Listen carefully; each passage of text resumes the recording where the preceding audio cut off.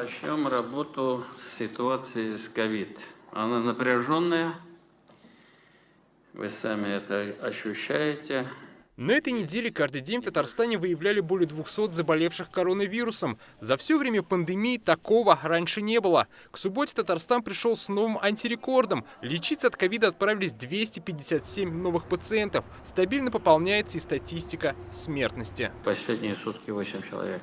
Каждый день мы теряем 8, 9, 10 человек.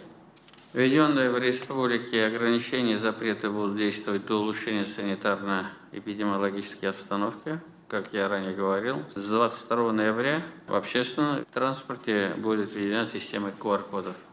Подготовительная работа проведена. Мы сейчас отрабатываем штрихи. Очень большая работа с транспортными компаниями. Люди старше 18 лет смогут воспользоваться общественным транспортом только при наличии QR-кода или справки о медотводе. Татарстанцы смогут использовать как электронную, так и бумажную версию QR-кода. Для граждан старше 60 лет, у которых нет QR-кода или медотвода, транспортные карты будут временно заблокированы. При необходимости мы готовы представить транспортным компаниям субсидии на приобретение технических средств для проверки QR-кодов.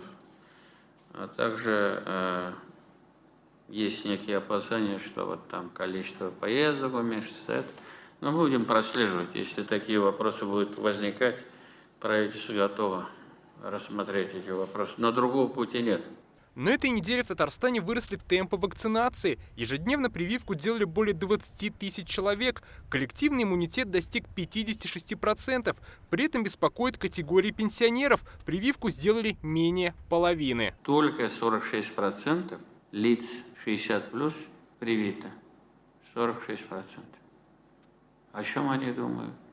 Как они думают?